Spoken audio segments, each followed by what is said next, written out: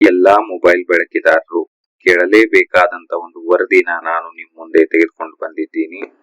ಇತ್ತೀಚಿನ ದಿನಗಳಲ್ಲಿ ಸೈಬರ್ ಅಪರಾಧ ಹೆಚ್ಚಾಗುತ್ತಿರುವ ಕಾರಣ ಕೇಂದ್ರ ಸರ್ಕಾರ ಒಂದು ಉತ್ತಮ ನಿರ್ಧಾರವನ್ನ ತೆಗೆದುಕೊಂಡಿದೆ.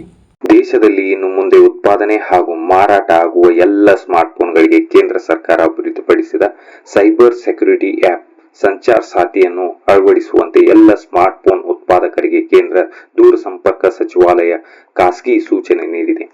ಡಿಲೀಟ್ ಮಾಡಲಾಗದ ರೀತಿ ಕಡ್ಡಾಯವಾಗಿ ಇದನ್ನು ಪ್ರೀ ಇನ್ಸ್ಟಾಲ್ ಮಾಡಬೇಕು ಎಂದಿರುವ ಕೇಂದ್ರ ಆ್ಯಪ್ ಇನ್ಸ್ಟಾಲ್ಗೆ 90 ದಿನಗಳ ಕಾಲಾವಧಿ ನೀಡಿ ನವೆಂಬರ್ 28ರಂದು ಎಲ್ಲ ಸ್ಮಾರ್ಟ್ಫೋನ್ ಉತ್ಪಾದಕರಿಗೆ ಸೂಚನೆ ನೀಡಿದೆ. ಈಗಾಗಲೇ ಮಾರುಕಟ್ಟೆ ಪೂರೈಕೆಯಲ್ಲಿರುವ ಮೊಬೈಲ್ಗಳಿಗೆ ಸಾಫ್ಟ್ವೇರ್ ಅಪ್ಡೇಟ್ ಮೂಲಕ ಈ ಆ್ಯಪ್ ಇನ್ಸ್ಟಾಲ್ ಮಾಡುವಂತೆ ತಿಳಿಸಲಾಗಿದೆ. ಸಂಚಾರ್ ಸಾಥಿ ಕಡ್ಡಾಯ ಏಕೆ? ಸಂಚಾರ್ ಸಾಥಿ ಆ್ಯಪ್ ಸೈಬರ್ ಭದ್ರತೆಗೆ ಅವಶ್ಯಕ. ಇದರಿಂದ ಅನುಮಾನಾಸ್ಪದ ಕರೆಗಳನ್ನು ವರದಿ ಮಾಡಲು, IMEI ನಂಬರ್ ಪರಿಶೀಲಿಸಲು ಮತ್ತು ಕದ್ದು ಮೊಬೈಲ್ ಫೋನ್ ಅನ್ನು ಪೊಲೀಸರು ಪತ್ತೆ ಮಾಡಲು ಹಾಗೂ ಬಳಕೆಯನ್ನು ನಿರ್ಬಂಧಿಸಲು ಸಾಧ್ಯವಾಗುತ್ತದೆ. ವಂಚನೆ ಕರೆ ತಡೆಯಲು ಅನುಕೂಲವೂ ಆಗಲಿದೆ.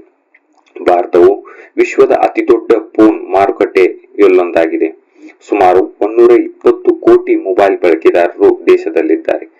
ಸರ್ಕಾರಿ ಅಂಕಿಅಂಶಗಳ ಪ್ರಕಾರ ಜನವರಿಯಲ್ಲಿ ಬಿಡುಗಡೆ ಮಾಡಿದ ಈ ಆ್ಯಪ್ನಿಂದ ಅಕ್ಟೋಬರ್ 1ರಲ್ಲೇ 50,000 ಸೇರಿ ಒಟ್ಟು 7 ಲಕ್ಷ ಕಳೆದು ಹೋದ ಫೋನ್ಗಳನ್ನ ಪತ್ತೆ ಹಚ್ಚಲಾಗಿದೆ.